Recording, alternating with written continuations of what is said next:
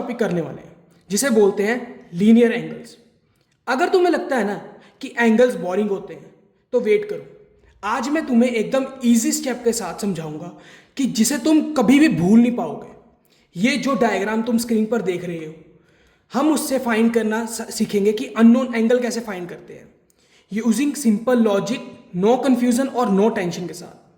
तो वीडियो को एंड तक जरूर देखना, क्योंकि लास्ट में मैं एक शॉर्टकट ट्रिक भी शेयर करने वाला हूं तुम्हारे साथ। तो चलिए शुरू करते हैं। अब लीनियर एंगल्स होते क्या हैं भाई? जब भी एक सीधी लाइन के ऊपर सिर्फ दो एंगल बनते हो, सिर्फ और सिर्फ दो एंगल बनते हो, उनको बोलते हैं लीनियर एंगल्स। जैसे एंगल 1 और एंगल 2। और लीनियर एंगल्स की प्रॉपर्टी ये बोलती है कि एंगल 1 प्लस एंगल 2 जो होता है वो 180 के इक्वल होगा, इन दोनों का सम। कौन सी प्रॉपर्टी के हिसाब से? लीनियर एंगल्स या लीनियर पेयर के हिसाब से। इतना समझे कि दोनों एंगल्स का सम जो होगा वो 180 के इक्वल होगा। ठीक है, अब इस क्वेश्चन पे आते हैं। इन्होंने बोला है कि find the value of x, x की वैल्यू फाइंड करनी है। तो मैंने अभी आपको भी दिख रहा होगा कि एक लाइन के ऊपर दो एंगल्स बन रहे हैं, दो एंगल्स बन रहे हैं, इसका मतलब लीनियर एंगल की प्रॉपर्टी होगी। ठीक है, तो अब मतलब कि इन दोनों का सम कितना होगा? X plus 65 is equal to 180 के आसपास, 180 डिग्री के इक्वल होगा ना। क्यों? क्योंकि लीनियर पेयर की प्रॉपर्टी है। ठीक है, तो x की वैल्यू यहां से कितनी आ गई मेरे पास? 180 माइनस 65 डिग्री, तो कितना हो गया x की वैल्यू? 115 डिग्री। समझे?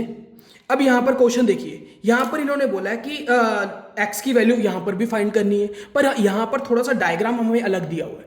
अगर देखा जाए तो तीन एंगल का तो मैंने बताया ही नहीं, मैंने तो सिर्फ बोला था दो, एक लाइन के ऊपर दो एंगल होने चाहिए, तभी लीनियर पेयर लगेगा। अब यहां पर मैं हाथ रख दूं तो एक लाइन के ऊपर आपके पास दो एंगल आ रहे हैं, दिख रहे हैं आपको? दिख रहे हैं ना? तो हमारे पास प्रॉपर्टी कौन सी होगी? x plus 70 is equal to 180। कौन सी प्रॉपर्टी के हिसाब से? लीनियर पेयर या लीनियर एंगल्स।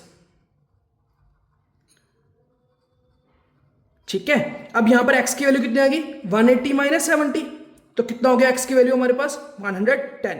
हमें 30 डिग्री से कुछ नहीं लेना देना था, हमने सिर्फ x की वैल्यू फाइंड करनी थी, तो ये कर दिए। एक और प्रॉपर्टी होती है, जैसे कि एक लाइन के ऊपर, अगर मैंने आपको ये बताया कि एक लाइन के ऊपर दो एंगल हो, पर अगर भैया दो से ज्यादा हो तो फिर क्या करोगे? जैसे डायग्राम आपको ये दिया हुआ है, एंगल 1, एंगल 2 और एंगल 3, एंगल 1, एंगल 2 और एंगल 3। अब एक लाइन के ऊपर तो तीन एंगल आ गए। तो इसको जानने के लिए ना आप मेरी अगली वीडियो जरूर देखना। Thank you.